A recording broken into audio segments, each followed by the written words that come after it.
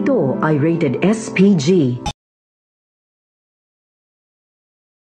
Ayun na nga, sumugod si Rigor sa mansyon ng mga Montenegro at nakita nga niya si Marites sa mansyon at gusto niyang iuwi ito, kaya lang nang laban si Marites at nakatakbo at bigla namang dumating ang mga tauhan ni Ramon at hanggang nakaalis si Rigor sa mansyon at umuwi ito sa bahay niya na bigo dahil hindi niya nadala ang asawa niya.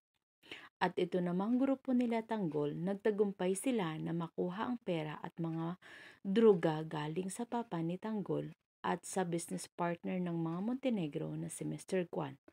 At ito naman si Erika ay inalok niyang sumayaw sila na Santino. Yun nga lang, hindi daw marunong sumayaw si Santino. Kaya sumayaw na lang si Erika sa harapan ni Santino. At ito namang pinsan ni Rica ay nakita ito na sinasayawan si Santino, kaya sinaway niya kaagad ito. At binalaan si Santino na huwag lumalapit sa pinsan nito.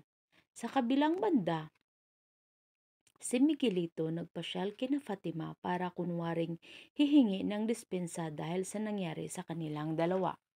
Dahil nga, sabi ng nanay ni Miguelito, susuyuin at magsuri bago ito magreklamo, baka ito pa ang ikakabagsak ni Miguelito sa kampanya. At pumayag naman kaagad si Miguelito, kaya nagdala ito ng flower bouquet para kay Fatima. At ayun na nga, umuwi si Tanggol sa mga kaibigan niya at ikinuwento niya na inisip ng papa niya nito na ang NADCOM ang nakakuha ng pera at ang lahat ng mga droga. At sinabi din niya sa mga kaibigan niya na patakbuhin siya ng kanyang papa bilang pagka-vice mayor dahil nga pumunta si Olivia sa kanila at ganun nga ang deal na tulungan siya sa eleksyon at maging vice nito